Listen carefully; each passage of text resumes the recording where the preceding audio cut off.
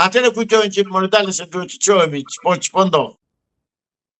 Zotëri, po bën aksidente që janë absolutisht të eliminueshme dhe që ndodhin për fajt të shtetit.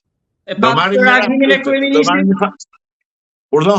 Reagimin e kryeministrit Syutu. Po s'pres reagim serios edhe normal nga e njeriu.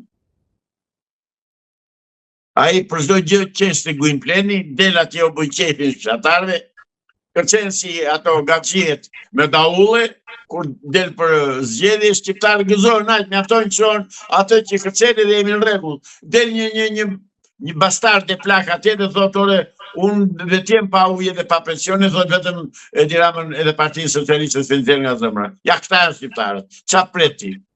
Po nuk i gjenë gjë këto, ngorë sjerat e vjetra që vene bëjnë deklaratat tilla, po vene vërten filizat vegjin, fëmijët vegjin. Pra, zotëri, shteti nga do që të vim fajtorisht shteti, nuk jam unë, nuk je ti. Kjo ngjarje avokat, mendoni që do ta ngjall atë sensibilitetin që ju thatë, ngjeshmërinë për të reaguar, apo do kaloj edhe kjo? Fare. Sa muaj u bën në rjoll që po protestojnë qytetarët e Shkodrës për tokën e tyre dhe nuk po çan kokë njeri. Por do që t'ua marrë me do e mos Edi Rama. Do që t'ua marrë me çdo kusht t'ja jap mikut tia. Do që t'ja marrë me çdo kusht pronën në ujë të ftohtë të Belen, ajo kompania atë që do që kalojnë përmes pronës këtij duke quajtur dhe duke bërë poshtërsinë tjetër duke quajtur tokë shtet. Tha, ore, këtu të vjet shteti. Shteti të vjet qytetarët e tij duke falsifikuar hartat kadastrale. Shteti vjet duke mos bërë vizimin e rrugëve. Shteti vjet duke mos kontrolluar njerëzit që ngasin automjete, janë në rregull, janë mirë nga Montekokër, ça niveli kanë, ça tru kanë, ça shkollë kanë. Jo, shteti për çdo gjë, shteti fajtor, pik.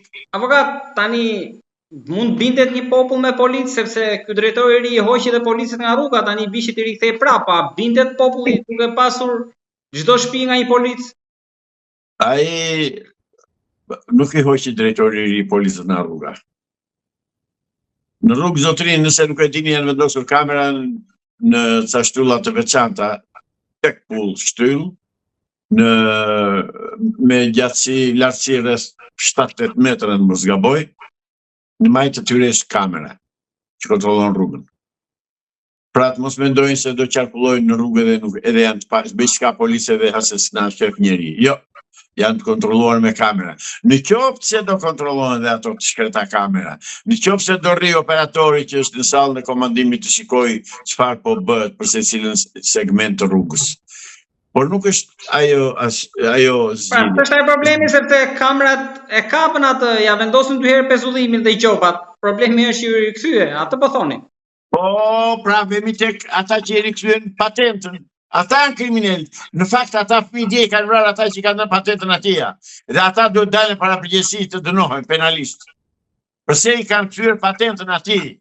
Se ka paguar që e ka marrë patentën prapë ai. Se këtu çdo gjë u zgjidh ka me lehtë. Avokat, po sa rrezikon ai për këtë ngjarje? Sa rrezikon për këtë ngjarje? Jo, me ligjin aktual 2 vjet, 2 vjet e gjysmë kaq aksident thot. 2 vjet e gjysmë? Ndërsa në fakt se aty do ta kanalizojnë te aksidenti automobilistik. Në fakt ajo është vrasje dhe duhet dënuar me burgim të përjetshëm. Ai njeri duhet dënuar me burgim të përjetshëm që vrau 3 fëmijë dhe plagosi edhe 2 të tjerë. Po.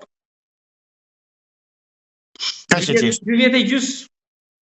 Të ndryshoj e dyta. Ky parlamenti i Zegjines të ndryshoj ligjin dhe të bëj ligjet. Po sikur u shtrënguan për rastet e aksidenteve, në mos gaboj para 2 vitesh. Çfarë shtrënguar, asgjë nuk u shtrënguar.